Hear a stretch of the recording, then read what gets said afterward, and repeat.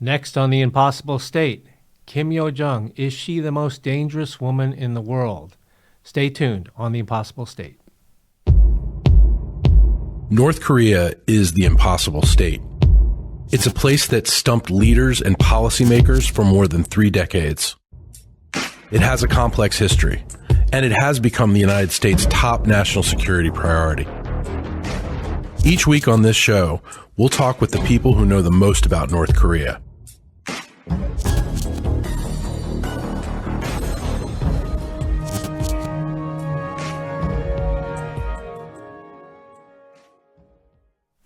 Welcome to another episode of the Impossible State podcast. This is Victor Cha, Senior Vice President and Korea Chair at CSIS, Professor at Georgetown University. And we're very excited today to have with us the author of a brand new book about the sister, North Korea's Kim Yo-jong, the most dangerous woman in the world, written by a good friend and colleague, Sung-Yoon Lee. Let me properly introduce Sung-Yoon. Sung-Yoon is a fellow at the Woodrow Wilson International Center for Scholars here in Washington, D.C.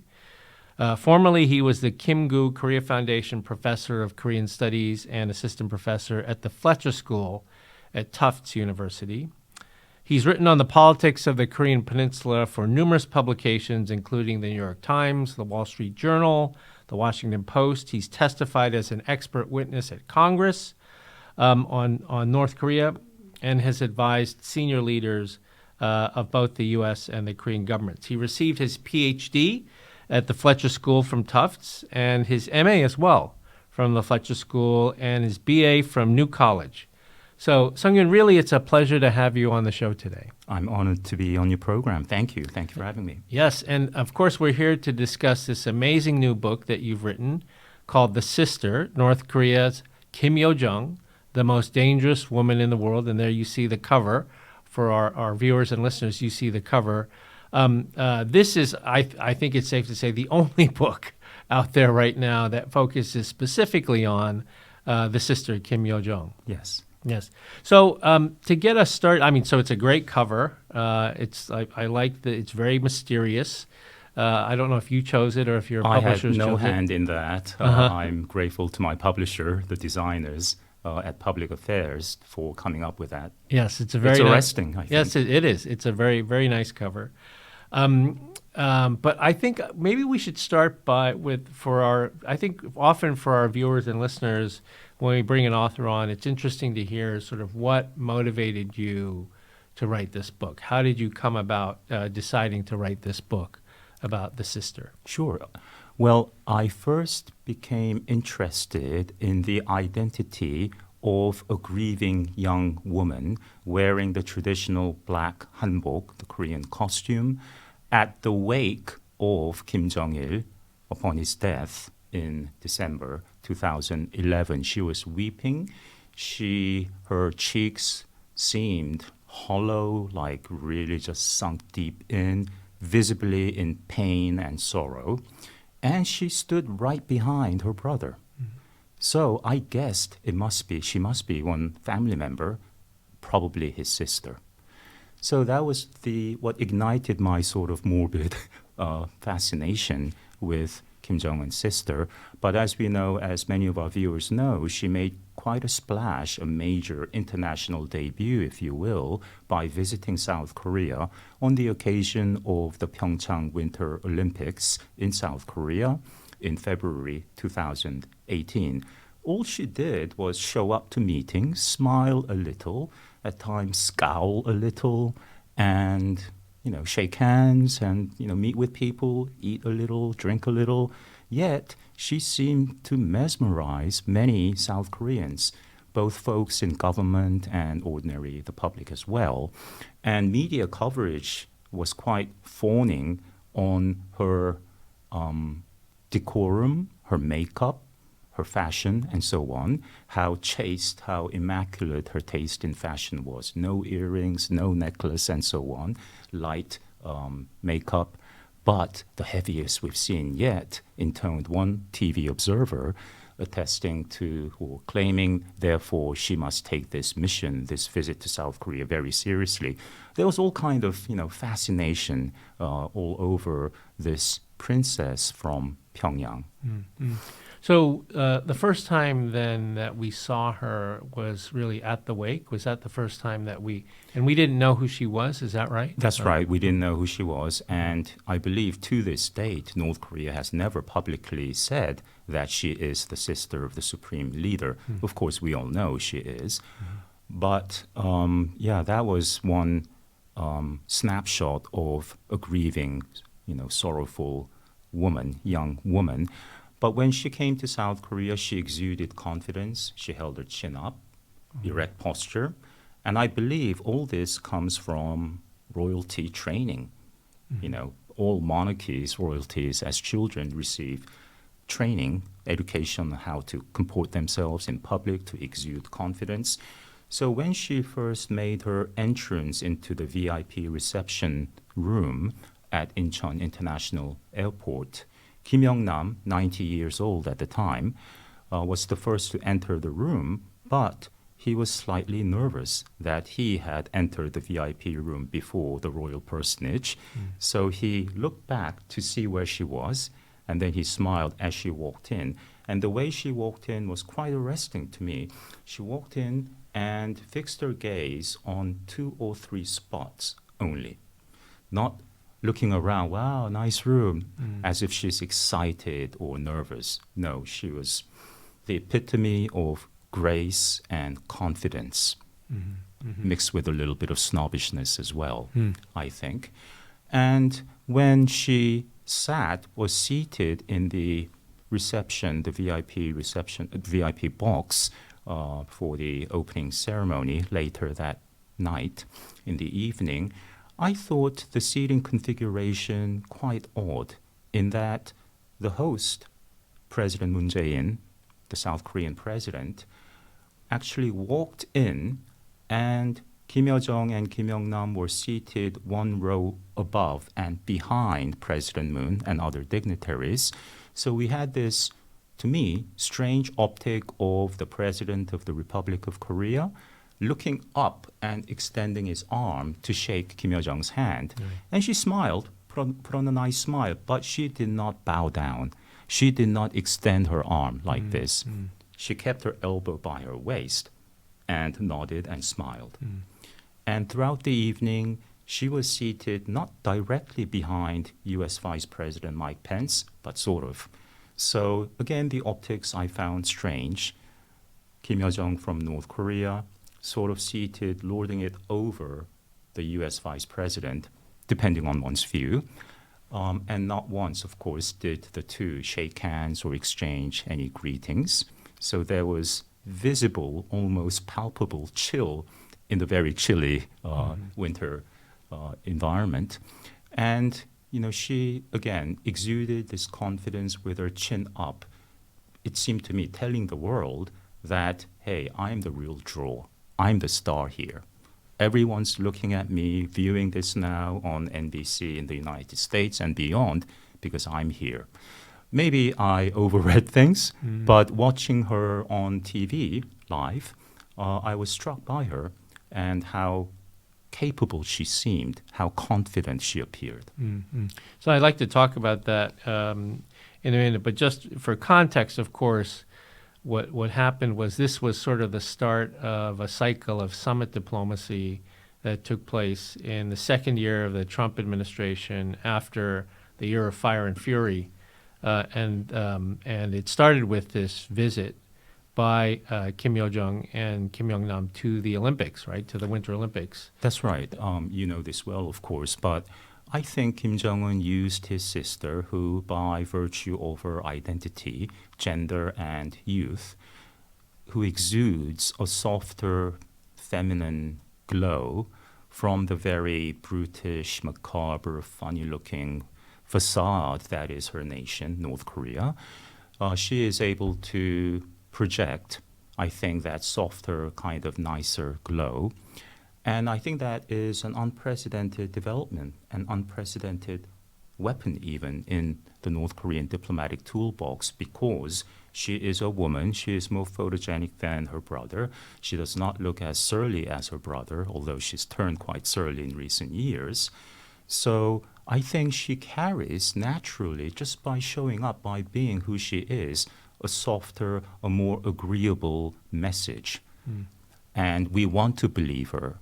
And at the same time, because of the latent sexism in many of us, I would suggest, in women as well as men, because of our innate tendency to underestimate or patronize young women, we don't take her seriously, or we are more forgiving. It's easier to swallow insults from Kim Jong-un's sister than from Kim Jong-un himself. So she plays a very important role. She did in 2018 in softening up her interlocutors, including President Trump, President Moon, President Xi as well, perhaps. And indeed, Kim Jong-un and his sister, not with his wife Lee Sol-ju, but the two visited President Xi by air, by plane, in early May 7th, I believe, in 2018, a month or so before Kim Jong-un's unprecedented summit meeting with the President of the United States. In Singapore, yeah. So let me just ask, so how old do we think she is? I believe she was born on September 26th, 1987. So she's about to turn 37. Okay. And what else do 36, we know? pardon me. 36. And what else do we know about her background? Well, we know that she did live in Switzerland with her two brothers, Kim Jong-chol and Kim Jong-un, from about 1996 to late 2000 or early 2001, about 4 years.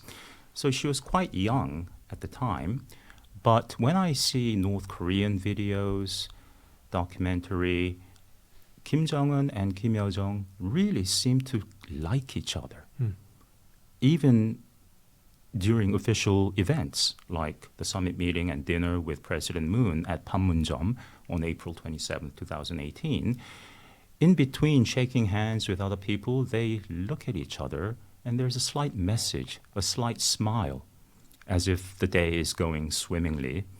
So, and also in Singapore too, in North Korean footage, Kim Jong-un, once he arrived in Singapore on the eve of his summit meeting with President Trump, he's laid back, seated in his suite, hotel room, and all the senior North Korean officials are standing at attention, of course, as they're prone to, scribbling down great pearls of wisdom from the great leader. But there she is. She's just walking in and out of frame with a smile, sometimes like whistling too. And in other footages, you see Kim Yo-jong when her brother makes an entrance, while everyone else in North Korea stand up and applaud, rapturously. Sometimes she doesn't even clap. She's just standing there.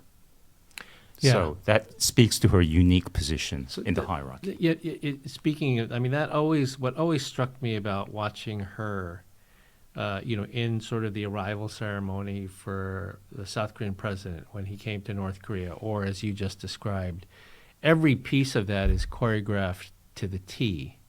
And the only piece that's moving around unchoreographed at their own will is her, as the sister, which is, I guess, a sign of power, right? I think so. Yeah, it's a sign of power. But institutionally, what sort of, so she's obviously, the younger sister of the leader, so I guess titles, that in itself is very powerful in North Korea. But what sort of role institutionally does she play now in the party, in the state? Well, the North Korean media mentioned her by name, not specifying who she was, but by name for the first time in March 2014. And a few months afterwards, I think various government intelligence agencies ascertained that she's been working in the very powerful propaganda and agitation department, which is also the route that their father, Kim Jong-il, took as a young man. In his 30s, he also was the deputy director of the propaganda and agitation department. And during those years, I noticed, as did many other North Korea watchers, a new directed, specific, racist, sexist, homophobic, vile invective against important personages, important people. For example, We remember that the United Nations published a monumental study on human rights in North Korea in 2014. And of course, the renowned retired judge, the principal author, Michael Kirby, is openly gay. And North Korea referred to Judge Kirby as somebody who's had a 40-year career in homosexuality and more nastier comments as well. North Korea kept referring to Park Geun-hye as, quote, a dirty old prostitute, referred to President Barack Obama as, quote, wicked monkey, and so on.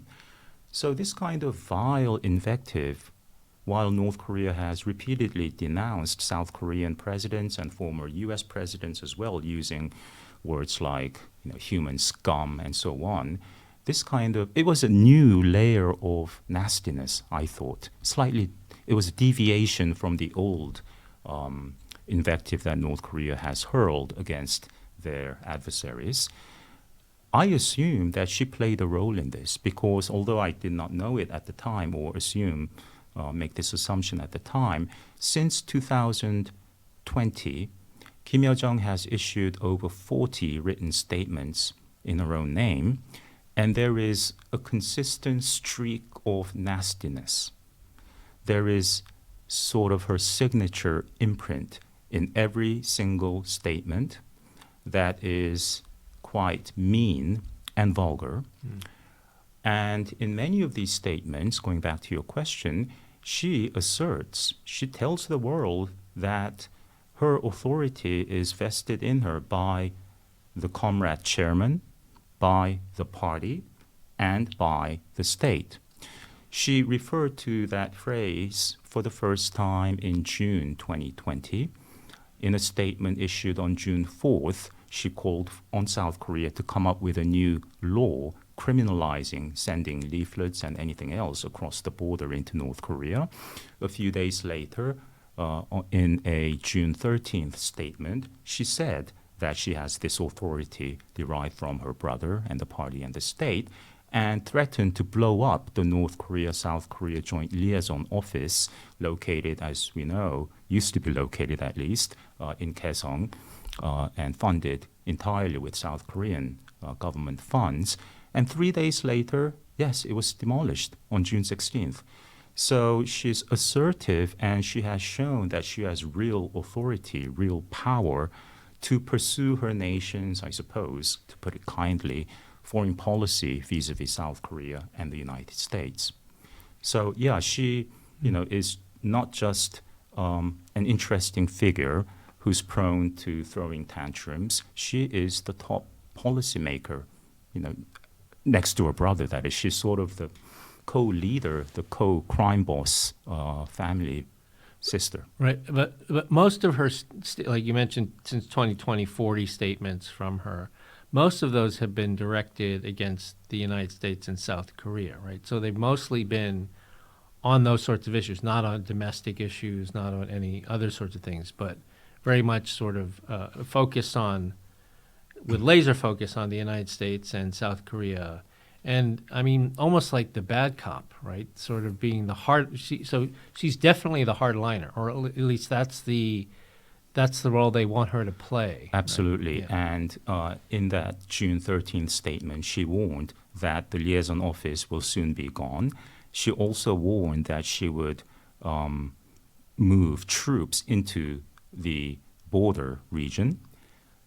And then in late June, Kim Jong-un called for a meeting and said, we will suspend that plan to deploy troops, thus coming across as the saner, more restrained great leader. It's a very clever role reversal. Kim Yo-jong came across as quite courteous, diplomatic in Pyeongchang and in Seoul in 2018. In 2020, she assumed the role of the even worse cop to the bad cop that is her brother. And her brother seems quite content to give her this authority, to have her be the mouthpiece of his government. Right. So not good cop, bad cop, but really bad cop and bad cop. Yes, right? even worse cop. Even worse cop. Does she make statements like, so we know that Kim Jong-un has made statements about the nuclear weapons program, aspirations, goals, plans, as laid out in the New Year speeches. Has she made statements on the nuclear weapons program or no? She has has. several times. Her first was on April 3rd, 2022, referring to the then South Korean defense minister as, quote, North Korean official translation, scum-like guy.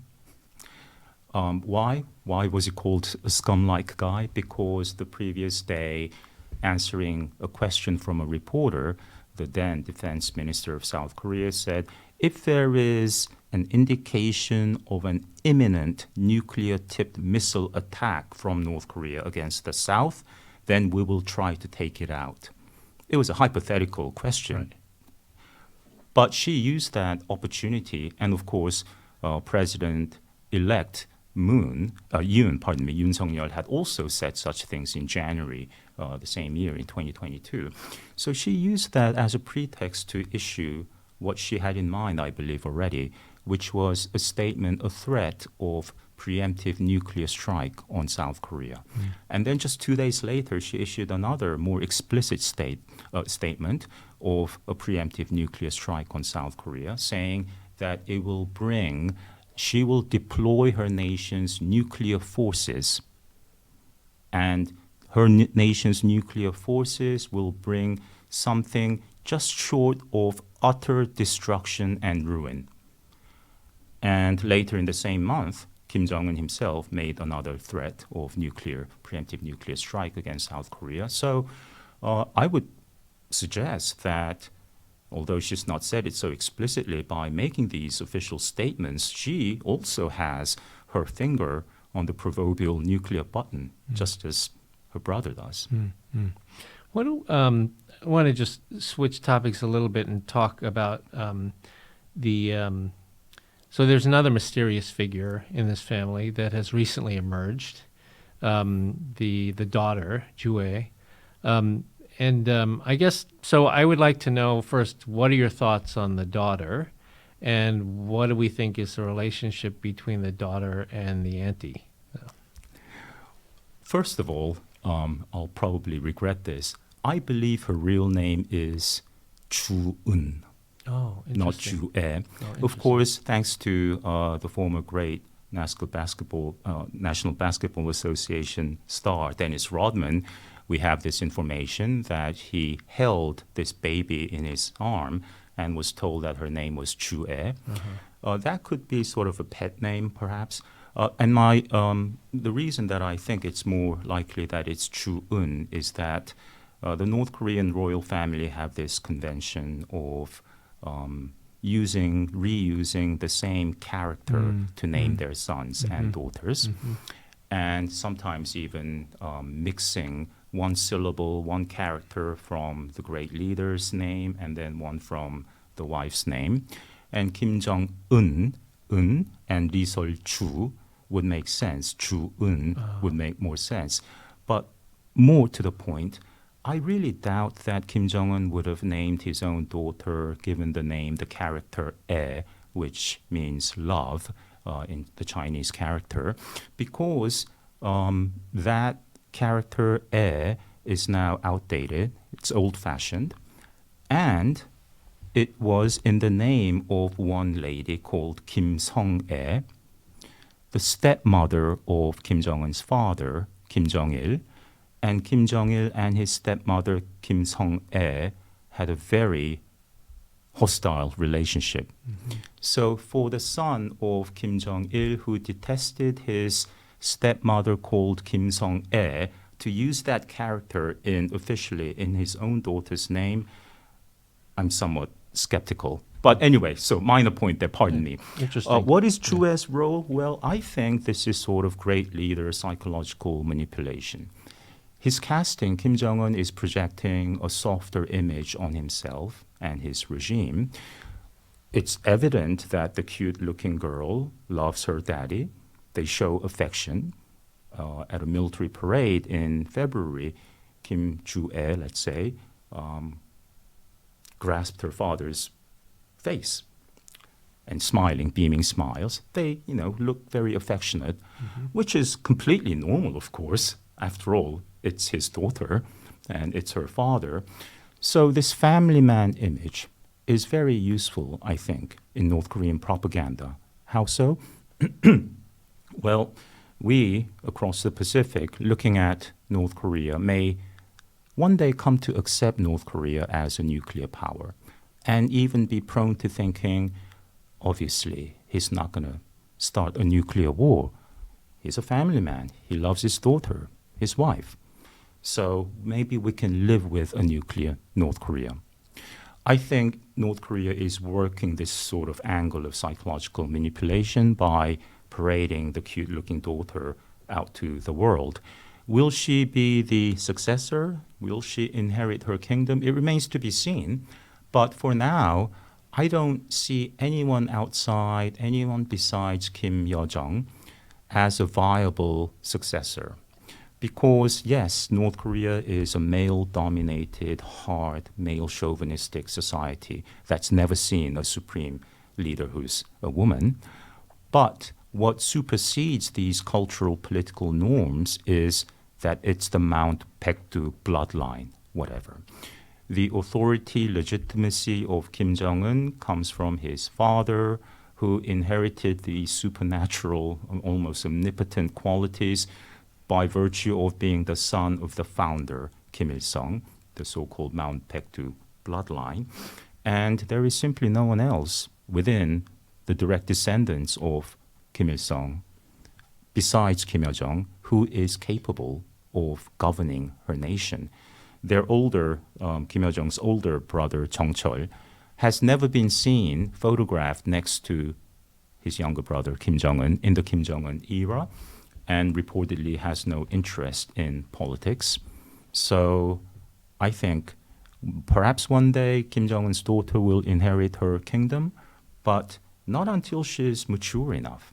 She's 10 or 11 or 12, still prepubescent child. And what can a 10-year-old child do? Receive a foreign delegation, lead her nation's delegation abroad, issue a statement, make a speech? Yeah. I mean, nothing really. I mean, she's just a child. So there's a cruel element in parading her to all these military factories and ICBM launches.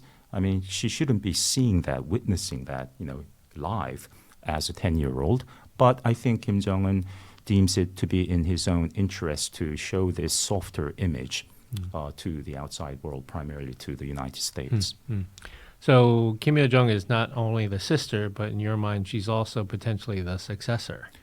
For the next 15 years or so, if Kim Jong-un were to exit the political stage today, I believe she will emerge as the first female supreme leader of North Korea. And all this talk about sort of credibility, positions, roles that she played, that all that myth making, that's less important than the Baekdu bloodline. The bloodline is the most important thing for basically their version of a royal family. Yeah, I mean, let me ask you a question as one of the world's foremost experts.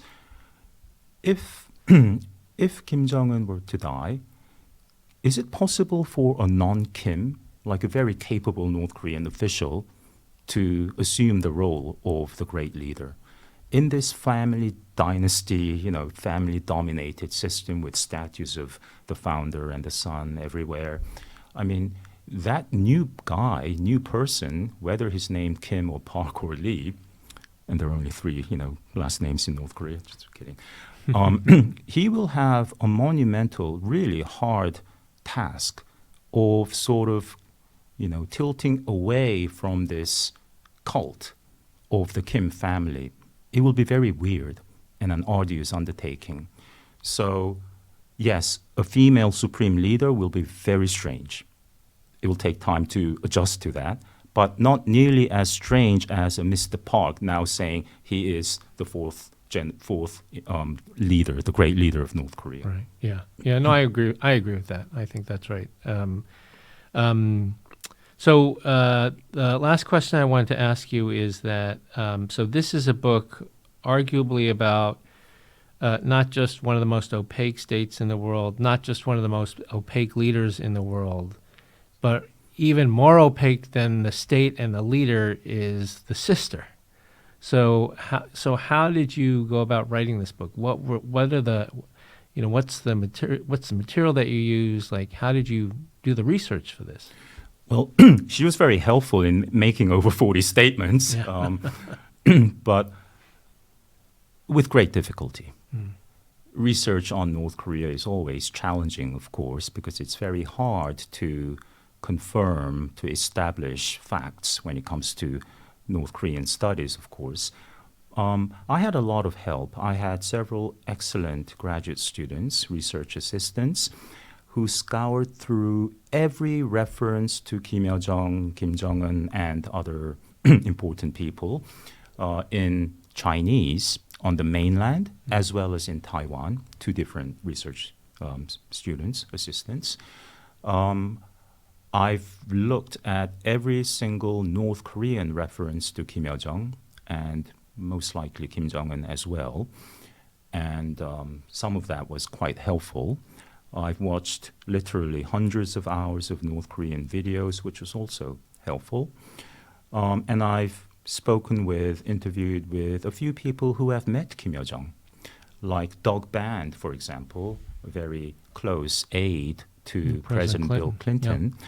They flew together to Pyongyang to rescue, to take the 2 detainees, young female journalists, in 2009. Laura Ling and Yoon Lee. Yes. Yeah. And Doug Band played a role in making that trip, preparing for the trip. He asked Steve Bing, the Hollywood mogul, to lend them his personal plane. Right. And he brought with him, Doug Band told me, $100,000 in cash, just in case, which proved very useful because North Korea demanded airport use fee of $98,700 or something like that. So Doug Band just gave away his duffel bag, full of $100,000 in cash.